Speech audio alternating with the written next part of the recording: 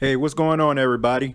Welcome to another edition of TJay Knows Wrestling Podcast. I am your host, TJ Jones, and I am ready to break down what happened on Raw and SmackDown. But before I get started, I want to remind everybody that you can follow yours truly on Twitter at TJ the Radio Guy. That's at TJAY the Radio Guy. And also, you can go to Facebook.com, search TJ Knows Wrestling Podcast. Facebook.com, search TJay Knows Wrestling Podcast.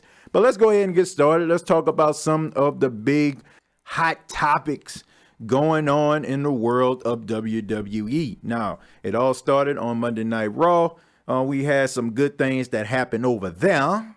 We got to talk a little bit about Brock Lesnar. Now, before I talk about this, I just want to give a special shout out to everybody in Chicago because Monday Night Raw was in Chicago and the Chicago crowd came out and they were loud and vocal. That's no surprise to anybody because we all know that Chicago has some of the best fans and some of the most passionate fans, especially when it comes to wrestling. But Monday Night Raw kicked off. We seen Brock Lesnar come out to the ring with a bunch of boos. Deservingly so, because he sucks. And I'm tired of seeing Brock Lesnar on my TV, and I hate seeing Brock Lesnar as the Universal Champion. Can you imagine a young kid when they see Brock Lesnar walk down? Let's just say, for example, your kid is 5 years old, right? And you just introduced him to wrestling, and all of a sudden you see this guy, this big, stocky guy walking down with a red belt, and he looks at you, and he says, "Mom or Dad, what's that belt he got on?" Exactly. That's exactly how everybody feels because nobody cares about the Universal Championship. It's basically just a belt that Brock Lesnar owns that nobody even knows exists.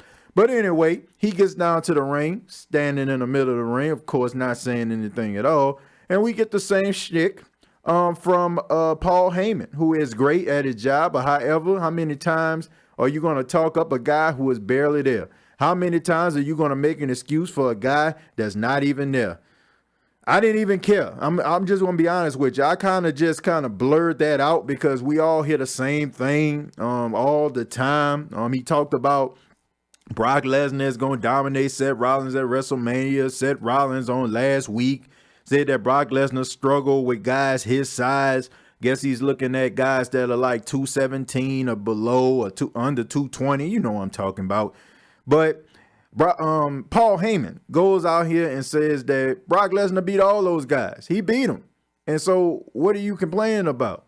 So anyway, we see Drew McIntyre come out and Drew McIntyre talk about how he has a match tonight against Seth Rollins and how Brock Lesnar is going to have to find a new opponent. He's going to have to find somebody new because Drew McIntyre is going to beat Seth Rollins to sleep. Now, he didn't really say that, but I'm just kind of putting my own little twist to it. But anyway, out of nowhere, Seth Rollins comes and hits Drew McIntyre in the back with a chair. I mean, he unloads on Drew McIntyre. He hit him, I think, maybe like 12 or 13 times with the chair. So you see that Seth Rollins, I guess he is a huge Chicago Bears fan because he came out. He was kind of dressed in Chicago Bears type colors. So I think he is a fan of the Chicago Bears. I hear him talking about them every now and then. But anyway, that's how that segment ended. Yada, yada, yada, yada. Moving forward. Ronda Rousey. We see Ronda Rousey. She's walking in the back. She has her husband with her. They're holding hands. They're looking like the killer lovebirds that they are. And they're walking backstage, and the referees, along with security, they'd say that they got security close by because they don't want any incidents that happened last week that got Ronda Rousey fined. If you didn't watch Monday Night Raw last week, can't too much blame you because nothing really happened. But she hit a referee, hit him in the face, and she got fined for it. So anyway, she is there for her up-and-coming match against up-and-coming Dana Brooke. Oh, my goodness, man. So anyway, how this match ended. I mean, it started and then it ended. That's basically how it was. Dana Brooke, she cut a very passionate promo in gorilla position, talking about how Ronda Rousey is so tough and she doesn't need to be as big and as strong as Ronda Rousey. All she needs to do is be better than Ronda Rousey for 3 seconds. And out comes Dana Brooke to absolutely no fanfare. I mean, honestly, man, I think it was more like, a person just looking at lambs going to the slaughter. Dana Brooke walked down to the ring, and I have to say that her entrance lasted longer than this match, because as soon as she got into the ring, she slapped Ronda Rousey in the face, and Ronda Rousey hit her with a flying knee and put her in an armbar and made her tap all the cotton out of the mat. I mean, it was something that happened so quick, if you blink, you missed it. But anyway, she put the armbar on and refused to let it go. Security, along with the referees, come out trying to get the armbar off. Of course, Ronda Rousey once again, pushes the referee back. She gets out of the ring. Her husband is close to the barricade. He's by ringside. He's behind a barricade. The referee trying to tell him to chill out, chill out, chill out. And he hits the referee with an elbow. Elbows the referee to the face, takes Ronda Rousey and picks her up over the barricade, and they both leave the building. Very good segment, I must say. On Ronda Rousey, I like the direction WWE is going in. And as of right now, I'm more interested in Ronda Rousey more than I'm interested in Charlotte Flair and Becky Lynch, who I'm going to get to a little bit later. I'm going to talk about them a little bit later. But a couple more things happened. We had a Batista promo. He was talking about his big up-and-coming match against the King of Kings, Triple H.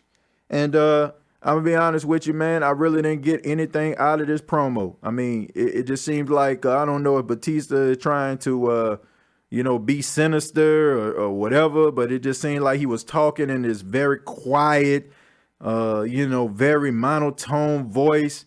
And it was hard for me to understand what was his whole motive, man. I guess he was talking about how his career is going to end and how Triple H basically manipulates everybody, and he used him.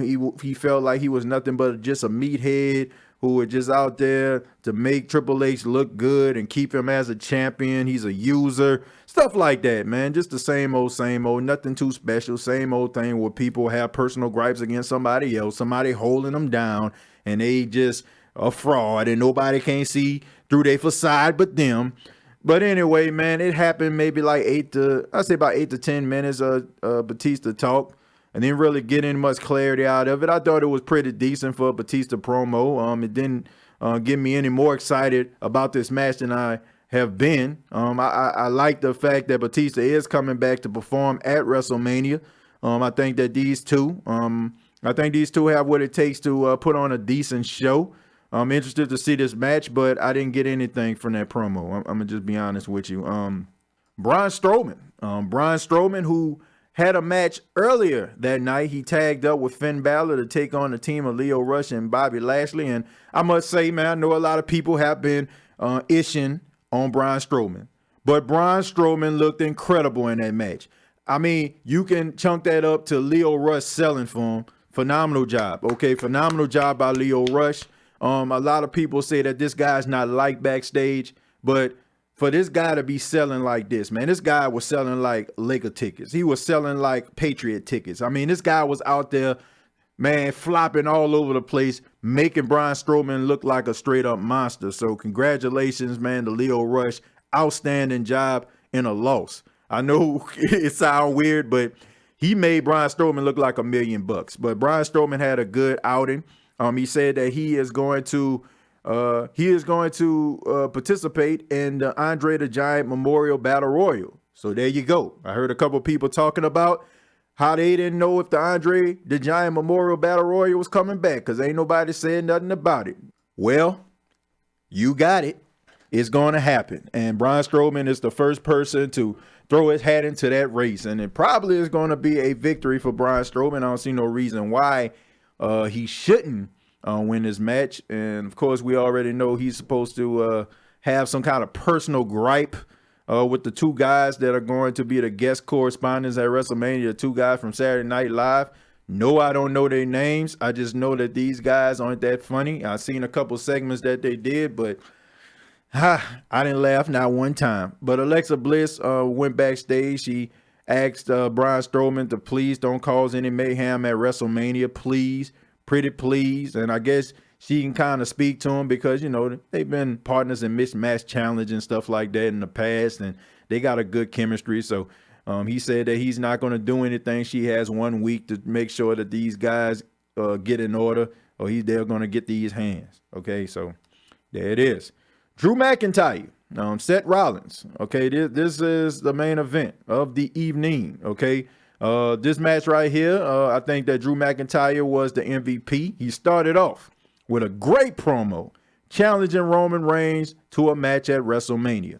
Challenging him to a match at WrestleMania, man. I'm telling you right now, Drew McIntyre is the best thing on Monday Night Raw. Argue with me about that. That guy cut a promo. I was feeling that. Okay, I know a couple of people are tired of this whole Roman Reigns has leukemia thing. Look, I'm one of those people because I feel like he is not getting a fan favorite pop because, you know, he's Roman Reigns. He's getting a fan favorite pop because he had cancer and he beat it. And I think that you keep on beating this into people's head, it's going to be like, oh, man, we get it. Boo. You know, they're finally going to get back to doing what they used to do, which was 50-50. Half chin, half booing Roman Reigns. So be careful with that, WWE. But nevertheless, Drew McIntyre did an outstanding job, great promo. Then the match between him and Seth Rollins was good.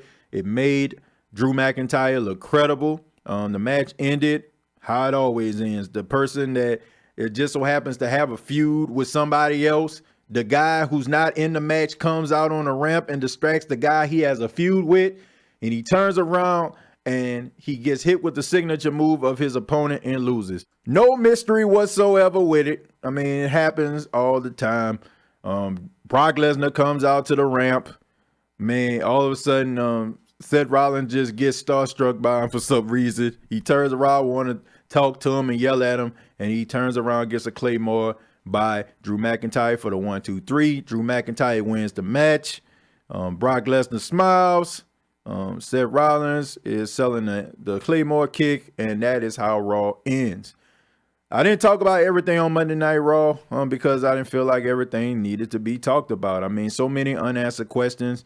I guess I could talk about the women's tag team championship being on the line. Tamina and Nia Jax, they went out there trying to throw their hat in the race. And then you have Beth Phoenix and Natalya coming back, which nobody wanted to see. And I feel so bad for Beth Phoenix because Beth Phoenix deserves a lot more than that. I mean, she really does. She deserves a lot more than the crowds have been giving her, man. I mean, look, I understand. I get it.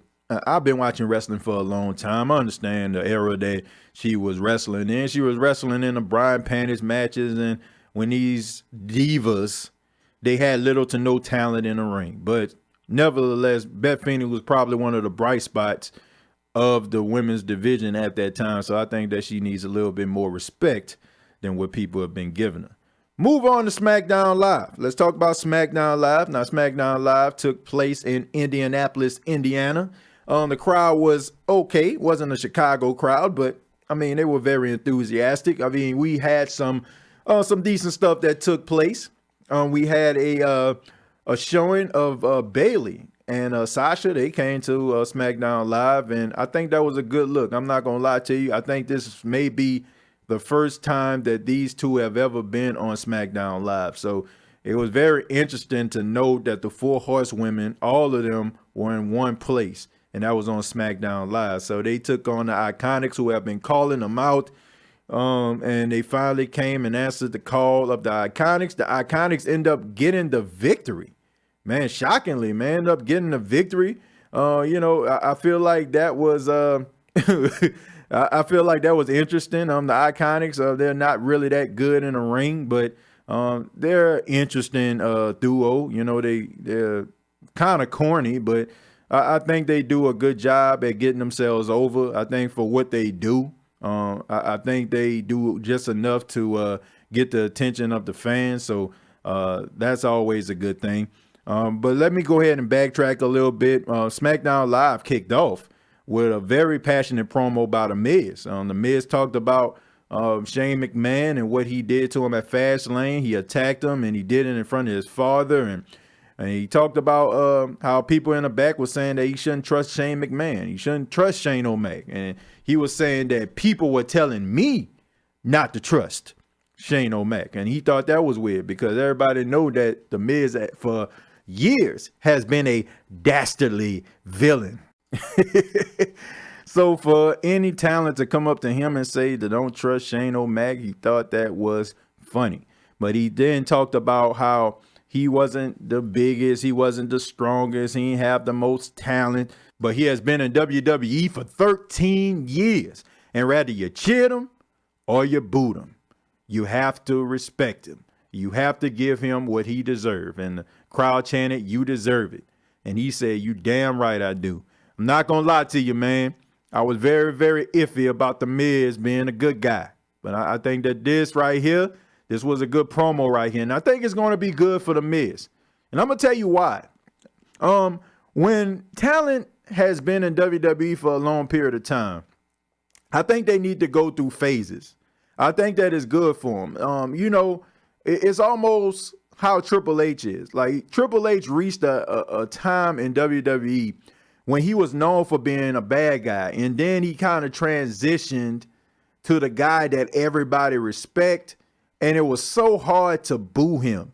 And I feel like that particular time period made everybody understand that Triple H was an icon. And I think that this could be that moment for The Miz. I think that a lot of people are starting to see that The Miz has been in WWE for a long time, and he has had some ups and downs, and we booed him out the building, and people have saying he sucked, but nevertheless, you can't deny, man, The Miz is that guy. He is that guy that they call on. He's the guy that's doing the press runs. He's the one that's making the movies. He's the guy that is the first one to show up and the last one to leave. Got to give him his respect. And I think if he have this good babyface run, I think he might step into, need I say, iconic status. Not like iconic, but iconic status, like a Triple H or a John Cena.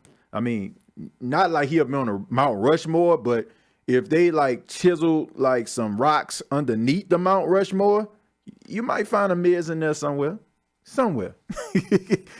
But then we got to talk about the KO show. Okay, the Kevin Owens show. The Kevin Owens show is back. Kevin Owens, he talked about title opportunities, and he talked about how he is wishing Kofi Kingston good luck. Man, Kofi Kingston was getting a lot of love on this edition. I mean, The Miz talked about him in his promo. Kevin Owens talked about him during his segment.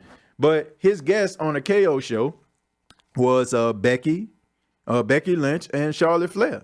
And, they both came down to the ring, and KO did a good job at instigating this, man. He was stirring the pot, man. He was getting everybody all excited for WrestleMania. He talked about Ronda Rousey a little bit, and he talked about how relationships with friendships and stuff like that can get a little bit toxic at times. He understands. I guess he could have been referring to anything. Some people say he was referring to Chris Jericho, but he could have been referring to Sami Zayn. I mean, we don't know. But he was just saying that I know you two want to tear each other apart. So I know what you want to do. You want to fight. So he got them all riled up. And then he left the ring. And we seen Becky Lynch and Charlotte brawl all over the ring. KO, who was sitting behind the desk, they brawled over the desk that he was sitting behind. And, they had to be separated by referees. And, of course, the crowd gave you that classic chant of let them fight. Of course, the WWE is not going to let them fight, because if they let them fight, crowd, what would they be selling for WrestleMania? I mean, duh. Come on, man. They weren't going to let them fight. They were just trying to tease y'all a little bit. But anyway, I think it was a good segment. Scale of 1 to 10, I give it about a 6. I think that they did a good job. Ronda Rousey is leading the slate right now as far as people being interested in that particular superstar. If you had to break it down, it would be probably Ronda Rousey 1, Becky number 2, Charlotte number 3. Okay, and it's not Becky's fault. It's WWE's fault because you had her walking around like she was Brian Pillman for the last 3 months, walking on a crutch. You know, that's not what a badass do. Okay, a badass don't show their weakness. Okay, they don't go out there just walk around to the ring in no crutch. I don't know where Vince McMahon gets this whole babyface have to sell an injury angle, you know, in order for them to get over. I mean, that's so 1992. I think about Bret Hart. Okay, Bret Hart, I think he was in the 1993 or 94 Royal Rumble. And before he was in the Rumble, he had a tag team match with Owen Hart. And they were tagging for the tag team championships against the Quebecers. And during that match, Bret Hart was selling an injury, of course. That's what Bret Hart does. He was selling an injury to his knee. And what happened was at the end of the match, because Bret Hart couldn't continue, they ended up losing the match. And Owen Hart turned on him and kicked him in the leg. And that's one of that famous promo when he was like, "That's when I did it, Bret. And I kick your leg under your leg." But honestly, man, that was a very, very epic promo by Owen Hart. But anyway, later on in the night, Bret Hart, he ended up going to the ring and he ended up winning the Royal Rumble, him and Lex Luger. I mean, he came limping to the ring and people was looking at the curtain and people thought that he wasn't going to show up. And, you know, he ended up winning the Royal Rumble, beating all the eyes. Look, those days are long gone. Putting that crutch in Becky Lynch's hand made her look weak as hell. And WWE, you have to understand, this is not 1992. This is 2019, and people look at wrestling a completely different way. We had a promo from AJ Styles. AJ Styles was talking about his up-and-coming match with Randy Orton. Talk about how Randy Orton is very gifted in the ring. He talked about it, how he is expecting to go to WrestleMania to tear the house down. And he also wished Kofi Kingston good luck. So there's 3 times Kofi Kingston has been mentioned before the main event, because we all know that Kofi Kingston was supposed to go through a gauntlet match that Vince McMahon put him in last week. Let's see what else. Oh, the main event, right? It's main event time, man. We see that Kofi Kingston is in a gauntlet match, man. He has to beat the odds. He has to take on the Bar. He has to take on Samoa Joe. He has to take on Eric Rowan. He has to take on Randy Orton. So the match started off. I think that him and Sheamus probably did the best job. Okay, out of all the superstars that were in the match, I think that these two did the best. Okay, I think that Cesaro did a good job. I think Cesaro was more of the guy that was, you know, in there just to give Kofi a rest. He put Kofi in a lot of submission holds, a lot of arm bars, a lot of sharpshooters. You know, I mean, just a lot of stuff I feel like he was just doing to preserve Kofi's energy. I think Samoa Joe, his pace was a little bit slow paced. Kind of picked it up just a little bit, and Eric Rowan was just out there to just destroy him. Just something quick and fast in a hurry. So let me go ahead and break it down, man. Each order of entry. It started off with Sheamus taking on Kofi Kingston. Kofi Kingston ended up beating Sheamus with a Trouble in Paradise. He ended up beating Cesaro with a roll-up. Eric Rowan comes out to the ring. He attacks Kofi Kingston. He gets himself disqualified because he hits Kofi with a chair and puts Kofi through a table. He ends up rolling up Samoa Joe after probably like a few minutes, maybe like 3 or 4 minutes. And then out comes Randy Orton. Randy Orton get rolled up as well. So Kofi Kingston beat all the eyes. We see the New Day out there. We see the crowd was in full effect for Kofi, cheering for him, man. I mean, going crazy for him. We had the monitors in the back throughout the match. We seen superstars that were just watching the monitor, man, emotionally invested in seeing Kofi Kingston finally pull this off, and he did. And we see the New Day come out there, they celebrating once again, and out comes Vince McMahon. Vince McMahon congratulate Kofi Kingston for winning the gauntlet match, and he told him he's going to WrestleMania. He'll go to WrestleMania if he can beat this man. And out comes Daniel Bryan. And around this time, Kofi Kingston is absolutely exhausted. We see him heavy breathing. He tired, man, because he been in a match for about 55 of them things. That's right, 55 minutes. And Daniel Bryan comes out there and hits Kofi Kingston with the running knee, pins him for a 3 count. And I mean, the crowd was just absolutely dejected. The closest thing I could think of, well, 2 things now. When Baron Corbin was announced as Kurt Angle's opponent, notice I ain't talk about that because it wasn't even worth talking about. And when The Undertaker lost at WrestleMania to Brock Lesnar, that's how dejected that crowd was. Kofi Kingston road to WrestleMania has stopped, and it's very unfortunate. We seen on WWE.com there was an exclusive backstage interview. Well, it wasn't an interview, but it was just Kofi and A New Day, Xavier Woods, Big E. They were just saying that is this how far we're gonna go? We're selling the merchandise. We're out here. We're getting over, but is this as far as we're gonna go? And they were trying to persuade Kofi Kingston to give up. Told him to go home. That's it. And Kofi was like, nah, because if we go home, then Vince McMahon wins and Daniel Bryan wins. And he said, I'm not going to go home. I'm going to keep on fighting. He said, but I just want to get out of here. And they left. And we also seen a video that was posted by Big E, and he was talking about people like them. He talked about people like them don't really get the opportunities. It has been shown historically that they'll get to the top. They'll do everything they can to get themselves over. And, they just get stopped for no apparent reason at all. And he feels like if that's how far they can go, if that's how far they can reach, say he don't know if he want to be a part of it. Now, I understand the whole video by Big E was a work. And I understand that the backstage segment on WWE.com was a work. But in the midst of this, there is some truth. There has never been an outright, full-fledged African-American WWE champion. Never.